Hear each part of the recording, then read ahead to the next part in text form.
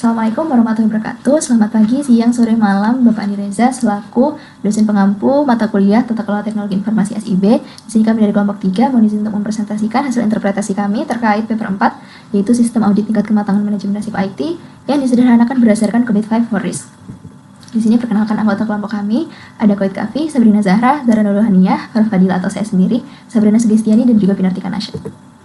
Nah, di sini pertama saya akan membahas research gap, yaitu alasan kenapa diadakan penelitian ini, yaitu mengapa audit risiko TI ini harus disederhanakan. Di sini saya meliputi 3 poin yang mungkin akan langsung saya jelaskan di slide selanjutnya. Jadi poin pertama itu adalah kurangnya standar yang fokus pada manajemen risiko IT. Di sini dijelaskan pada abstrak paragraf 1, yaitu however few standards deal with IT risk management. Artinya, dari beberapa standar atau kerangka kerja, hanya sedikit yang berhubungan dengan IT risk management. Di sini contohnya kerangka kerjanya ada POSO berhubungan dengan pengendalian internal, lalu ada ISO 31000 terkait pedoman untuk manajemen risiko, dan juga ISO 27005 spesifik terkait manajemen risiko keamanan informasi, dan ketiganya ini tidak mencakup atau membahas secara spesifik terkait IT risk management. Nah, lalu apa standar yang membahasnya, yaitu COVID 5. Namun COVID 5 ini juga memiliki beberapa kekurangan yang akan saya jelaskan di poin kedua. Nah, di poin kedua ini, ternyata COVID 5 itu dianggap terlalu kompleks bagi perusahaan. Di sini juga disebutkan pada introduction paragraf 7 terkait alasan kenapa dianggap kompleksnya, dan di sini mungkin bisa saya rangkumkan menjadi 3 poin. Yang pertama adalah COVID 5 itu secara general terlalu luas, dan mungkin karena terlalu luas itu menjadi rumit membacanya. Padahal sebenarnya terdapat dokumen spesifik yang membahas terkait IT risk management, yaitu di COVID 5 for Risk. Lalu yang kedua, dari publikasinya itu membutuhkan operationalization, yaitu karena COVID 5 ini dianggap terlalu teoritis, terlalu memiliki banyak konsep, terlalu membahas terkait konsep daripada praktiknya, sehingga terjadi kesenjangan antara teori dan juga praktiknya di dunia nyata. Jadi untuk menerjemahkannya menjadi tindakan nyata, para manajer itu harus mengubah atau menerjemahkan konsep-konsep tersebut. Lalu yang ketiga juga membutuhkan konsolidasi. Jadi di COVID 5 itu IT risk management ini dianggap tersebar secara luas, sehingga kadang masih sulit untuk memahami maknanya ketika pembahasannya itu berpencar, sehingga harus disatukan supaya membentuk pemahaman yang koheren, sehingga oleh manajer itu bisa diubah menjadi tindak lanjut yang bisa dilakukan oleh perusahaan. Nah, lalu yang ketiga, di COVID 5 ini sebenarnya juga sudah pernah dilakukan penelitian, 2 penelitian sebelumnya, tapi keduanya itu hanya membahas terkait IT risk management secara parsial atau sebagian. Nah, keduanya, yang pertama itu kalau nggak salah membahas tentang keamanan informasi, dan justru tidak menyebutkan inti tata kelolaannya, yaitu EDM 03. Nah, lalu yang di penelitian kedua itu membahas fokus kepada hanya 2 spesifik proses, yaitu DSS 02 membahas layanan, dan juga 12 membahas manajemen risiko. Nah, sebenarnya secara general COVID 5 ini memiliki 2 inti proses dan juga 12 proses pendukung, sehingga kedua penelitian sebelumnya itu dianggap tidak mencakup semua hal tentang implementasi IT, sehingga hal itu juga menjadi pendorong bagi peneliti saat ini untuk membahas bagaimana audit risiko TI ini harus disederhanakan. Selanjutnya, saya akan membahas mengenai value COVID. Pada bagian ini, saya memberikan 3 cuplikan yang terdapat pada paper, yang dimana berdasarkan ketiga cuplikan tersebut dapat diperoleh kesimpulan mengenai value apa yang diberikan oleh COVID dalam paper. Nah, dapat dilihat berdasarkan ketiga cuplikan ini bahwa sistem for IT risk management maturity audit itu dibuat based on COVID 5 for Risk, sehingga dapat diperoleh kesimpulan bahwa dalam paper tersebut COVID digunakan sebagai guidance atau pedoman utama untuk membangun sistem audit kematangan manajemen risiko TI. Kerangka COVID ini memberikan struktur enabler dan proses yang dijadikan dasar untuk menentukan apa yang harus dievaluasi dan dilakukan. Lalu saya akan membahas mengenai penerapan COVID. Pada bagian ini, saya memberikan 5 cuplikan yang terdapat pada paper, yang dimana berdasarkan kelima cuplikan ini dapat diperoleh kesimpulan dan jawaban mengenai mengapa peneliti termotivasi menggunakan COVID sebagai tools untuk solving problemnya. Nah, dapat dilihat pada cuplikan ini bahwa sebenarnya standar yang membahas IT risk management itu hanya sedikit. Selain itu, pada paper ini peneliti juga telah membandingkan COVID dengan framework manajemen risiko lainnya, yang dimana berdasarkan proses perbandingan tersebut diperoleh tabel sebagai berikut. Nah, berdasarkan tabel ini diperoleh kesimpulan bahwa selain COVID 5, framework lainnya itu hanya membahas manajemen risiko secara umum, dan juga hanya COVID 5 lah yang membahas mengenai specific documentation for IT risk management. Dan juga hanya COVID 5 ini yang merupakan framework yang selaras dan juga menggabungkan kunci komponen dari framework manajemen risiko lainnya. Nah, berdasarkan cuplikan ini diperoleh kesimpulan bahwa peneliti ini menggunakan COVID karena hanya sedikit framework yang membahas mengenai manajemen risiko TI. Framework lainnya itu rata-rata hanya membahas manajemen risiko secara umum. Pernyataan ini itu sesuai dengan cuplikan pada bagian berikut. Selanjutnya, selain itu, peneliti juga telah membandingkan COVID dengan framework lain seperti JOSO, ISO, dan lain sebagainya. Berdasarkan hasil perbandingan tersebut, diperoleh kesimpulan bahwa COVID merupakan framework yang paling lengkap dan spesifik membahas mengenai manajemen risiko TI dibandingkan yang lain, sehingga COVID lah yang dipilih oleh peneliti. Nah, pernyataan tersebut ini sesuai dengan cuplikan pada bagian ini. Baik, di sini saya akan menjelaskan tentang bagaimana metode yang digunakan oleh peneliti untuk menyelesaikan studi kasus menggunakan COVID dalam paper. Di sini yang dilakukan oleh peneliti adalah membangun sistem audit otoritas IT risk management berbasis COVID-5 for risk, karena COVID dianggap paling lengkap namun terlalu kompleks untuk digunakan secara langsung. Kerangka yang dipilih menggunakan risk function perspektif dari COVID-5, mengubah 7 COVID enablers menjadi 7 macro based audit yang mudah diterapkan, dan tujuan utama dari kerangka yang dipilih yaitu menjadikan COVID-5 for risk lebih sederhana, operasional, dan siap digunakan organisasi untuk mengevaluasi maturitas manajemen risiko TI. Itu saja adalah tahap 1 dari metode yang digunakan peneliti, yaitu perencanaan audit. Yang pertama adalah identifikasi nilai yang akan diaudit. Setiap enable dari COVID diterjemahkan menjadi objek audit. Misalnya 18 kebijakan COVID, objek audit dari enablers policy, IDM3, APO 12, yang menjadikan objek audit untuk proses risk governance. Terus yang kedua adalah menentukan analysis. Peneliti membuat indikator penilaian berdasarkan good practice COVID. Contoh dari enabler policies ini yaitu adalah keberadaan kebijakan, kesesuaian dengan risk principles, scope and roles, alignment and risk appetite, mekanisme audit, dan lain-lain. Terus yang ketiga adalah menyusun skala maturitas dari 0 ke 5, dan skala yang dibuat manual berdasarkan skor minimum dan maksimum tiap enabler. Terus yang keempat ada identifikasi stakeholder, yaitu peneliti menentukan siapa yang akan dilibatkan per enabler. Mungkin bisa dari IT auditor, kepala unit, risk officer. Terus yang selanjutnya adalah mengumpulkan dokumen. Dalam mengumpulkan dokumen ini bisa berupa polisi, SOP, struktur organisasi, dan dokumentasi proses. Untuk tahap kedua dari metode adalah eksekusi audit, yang dimana peneliti melakukan penilaian dengan COVID. Penilaian yang pertama adalah penilaian per aksis, yaitu setiap indikator dinilai dengan skala 0 untuk tidak ada, 1 sebagian, 2 lengkap. Ini dipakai di sebuah enabler kecuali proses. Yang kedua adalah penilaian proses menggunakan COVID Process Capability Model. COVID menyediakan 6 level, yaitu 0 incorporated, 1 performat, 2 managed, terus yang ketiga established, terus yang keempat predictable, dan kelima optimizing. Terus yang selanjutnya adalah perhitungan maturity process. Peneliti membuat rumus seperti yang tertera untuk menunjukkan level maturitas proses risk governance dan risk management secara objektif. Dan yang terakhir adalah output tahap eksekusi, yang dimana tabel skor per enabler, grafik radar yaitu untuk visualisasi dari gap, dan maturity level dari 0 sampai 5 per enabler. Terus yang selanjutnya tahap 3 adalah ringkasan dan action plan. Bagaimana peneliti menyelesaikan studi, yaitu dengan analis kekuatan dan kelemahan, dan peneliti meninjau setiap skor, setiap analisis aksis, dan menandai dari area yang kuat dan siap diterapkan, area yang lemah butuh perbaikan. Dan selanjutnya juga menentukan action plan, yaitu langkah konkretnya adalah revisi polisi agar sesuai prinsip resiko, update SOP proses resiko, pelatihan awareness, pembentukan komite dan role baru, dan penyempurnaan dokumentasi. Selanjutnya adalah penyusunan laporan audit final.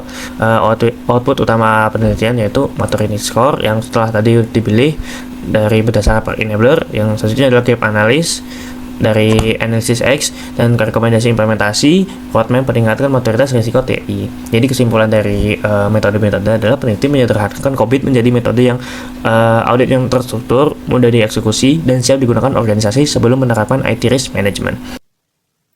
Oke, jadi setelah pembahasan dari metode penelitian COVID, kita bergeser ke hasil dari proses pemanfaatan COVID. Nah, di sini saya memberikan beberapa cuplikan dari paper yang menunjukkan bahwa paper kami menggunakan adaptasi langsung dari framework COVID-5. Yang pertama itu ada tabel 7 makrofase. Ini menggunakan 7 enablers yang ada di COVID-5. Kemudian ini itu menggunakan standar COVID-5, yaitu 7 prinsipnya. Kemudian yang ini sebelahnya itu menggunakan 18 kebijakan yang ada di standar COVID-5. Nah, untuk hasilnya sendiri atau outputnya sendiri berupa tabel dan grafik. Nah, framework yang COVID yang kompleks itu ditransformasi menjadi instrumen yang terukur dan mudah diterapkan, menjadi seperti checklist, indikator penilaian, dan kriteria kualitas. Nah, di sini tabel juga menghasilkan metodologi audit 7 fase seperti ini. Kemudian instrumennya berupa penilaian skor dari 0 hingga 2, skala kematangan, dan format laporan audit yang jelas serta siap digunakan. Jadi di sini kita bisa lihat salah satu hasilnya itu penilaian yang skor dari 0 hingga 2 ini menunjukkan seberapa matang proses atau komponen yang ada di perusahaan kita gitu. Nah, selanjutnya itu kesimpulannya dari pemanfaatan COVID-5 dalam paper ini, organisasi dapat melihat hasil audit yang lengkap dan mudah dipahami. Dari segi pengukuran, organisasi mendapatkan skor angka 0 hingga 360 dan level maturitas 0 hingga 5 yang jelas menunjukkan posisi mereka saat ini, termasuk breakdown detail per komponen hingga tahu bagian mana yang sudah bagus dan bagian mana yang masih lemah. Jadi dari tabel tadi kita bisa lihat bahwa komponen mana yang masih kurang atau komponen mana yang sudah bagus dan siap untuk dilanjutkan. Dan dari segi analisis, organisasi dapat melihat secara spesifik apa saja kekuatan dan kelemahan sistem mereka, seperti kebijakan mana yang belum ada, proses mana yang bermasalah, atau SDM yang kurang kompeten, sekaligus membandingkannya dengan standar COVID-5. Dari segi tindakan, organisasi mendapat panduan praktis berupa action plan yang diprioritaskan jadwal implementasi dan estimasi biaya yang dibutuhkan, sehingga langsung tahu harus melakukan apa, kapan, dan dengan budget berapa. Dari segi pelaporan, sistem menghasilkan berbagai format yang sesuai kebutuhan, mulai dari grafik, radar untuk analisis cepat, ringkasan eksekutif untuk pemimpinan, dan untuk pimpinan hingga detail teknis untuk tim pelaksana. Intinya, output ini memberikan gambaran menyeluruh tentang kondisi manajemen risiko TI, organisasi berserta langkah-langkah perbaikannya. Semua berdasarkan standar internasional COVID-5. Jadi, hasilnya itu menunjukkan atau mengarahkan atau menggambarkan perusahaan itu seperti apa gitu. Jadi, COVID ini untuk menjelaskan bagaimana perusahaan itu bergerak dan bagaimana nantinya perusahaan itu akan bergerak. Baik, setelah hasil penilaian tingkat kematangan disampaikan sebelumnya, di sini akan memunculkan pertanyaan bahwa mengapa level kematangan yang dihasilkan ini dapat dianggap valid dan juga dapat dipercaya. Pertama, di sini kita akan membahas mengenai validitas konseptual melalui standar global, di mana audit di sini menggunakan COVID-5 for Risk sebagai kerangka kerja utama yang telah terbukti menjadi standar internasional untuk tata kelola dan juga manajemen risiko teknologi informasi. Selanjutnya, juga menggunakan skala resmi COVID-5 yaitu dari incomplete atau 0 sampai dengan optimizing yaitu 5. Di sini menjamin bahwa hasil penilaian itu konsisten dengan standar industri global. Selanjutnya, COVID-5 dalam penelitian ini juga mengintegrasikan prinsip-prinsip dari framework global lainnya yang dijelaskan author yaitu the COVID-5 is a framework that aligns and incorporates the key components of all the risk management frameworks.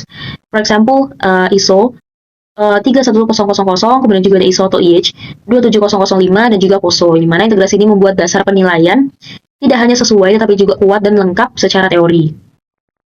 Selanjutnya adalah penilaian objektif dan berbasis bukti nyata, di mana validitas penilaian didukung oleh proses audit yang terstruktur. Pertama, di sini penilaian harus didukung oleh bukti, bukan sekedar pandangan, di mana author di sini mewajibkan adanya collection and saving of documents to be analyzed, di mana hal ini memastikan hasil penilaian memiliki dasar bukti nyata. Selanjutnya, penilaian juga menggunakan skema skor kuantitatif, di mana 0 adalah non-existent, 1 partially existing, dan 2 adalah totally existing, di mana skema ini sangat efektif dalam meminimalkan subjektivitas. Selanjutnya adalah keakuratan data juga dijamin melalui pelibatan stakeholder yang tepat, di mana author pada paper ini menyebutkan bahwa we define the business manager who will collaborate with the IT auditor, di mana keterlibatan manajemen bisnis yang memahami operasional memastikan data yang diberikan untuk penilaian adalah akurat dan juga dapat dipertanggungjawabkan. Jadi validitas ini juga diperkuat melalui pendekatan kuantitatif yang juga transparan, di mana adanya formula perhitungan tingkat kematangan yang transparan memungkinkan nilai yang dihasilkan dapat diuji ulang dan tidak bersifat perkiraan semata. Jadi di sini author menunjukkan formula 1 sebagai dasar penilaian sehingga hasilnya tidak berbasiskan pada opini. Kemudian juga terdapat struktur bobot yang jelas, di mana proses inti sendiri di sini diberi bobot 60% dan proses pendukung 40%. Jadi hal ini menunjukkan adanya prioritas yang logis dalam penilaian risiko. Dan juga di sini level tercapai karena hasil skor melewati ambang batas yang telah ditetapkan pada level 0 sampai 5. Kemudian juga di sini disediakan atau digunakan radar chart yang berfungsi sebagai alat visual untuk memantau kekuatan dan juga kelemahan di setiap area. Jadi untuk membantu memastikan bahwa keseluruhan penilaian itu telah konsisten. Sehingga dapat disimpulkan di sini bahwa untuk validitas konseptualnya sendiri telah terbukti, di mana secara metodologi dan teori, proses audit ini dianggap sangat valid karena menggunakan framework COVID-5 yang juga didukung standar internasional serta berbasis bukti dokumen. Namun, pada validitas praktisnya sini belum teruji karena author sendiri menyampaikan adanya batasan, di mana sistem mendukung audit atau IT solutionnya sendiri masih berada di tahap perencanaan. Ini juga terkait arah penelitian lanjutan. Di sini penulis sudah memberikan rencana eksplisit yang menyatakan bahwa we plan in the future work to design the system and develop the IT solution that will support the audit step, di mana pembuktian validitas secara praktis di lapangan akan dilakukan setelah sistem mendukung audit selesai dikembangkan dan juga diimplementasi. Baik, selanjutnya saya akan melanjutkan pembahasan terkait limitasi dalam penelitian di paper ini. Sebagaimana yang disebutkan secara eksplisit di dalam paper ini, bahwasanya the Corbett 5 framework ini complicated to deploy atau memiliki tingkat kompleksitas yang sangat tinggi untuk digunakan di lapangan karena memiliki large library of publication yang relate di IT risk management, sehingga diperlukan adanya penyederhanaan dan adaptasi agar dapat digunakan dengan mudah oleh praktisi di lapangan. Selain itu, dalam tinjauan literatur yang dilakukan, bahwasanya di dalam penelitian Walid Al-Ahmad dan Basil Muhammad, mereka hanya fokus ke information security risk management, jadi fokus on information security risk management, dan tidak menginkludkan EDM 03 ini.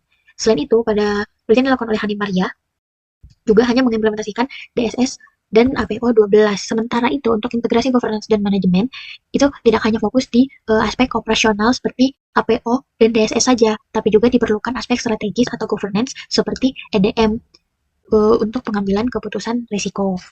Nah, oleh karena itu, dari kedua limitasi ini, khususnya pada limitasi yang pertama, bahwasanya COVID-5 Forest ini punya kompleksitas yang sangat tinggi, yang menyebabkan penelitian ini itu banyak menyederhanakan proses, contohnya proses audit maturitas itu disederhanakan dengan menggunakan skala maturitas yang sederhana dengan skala 0-5 dan rating sistemnya itu 0-2.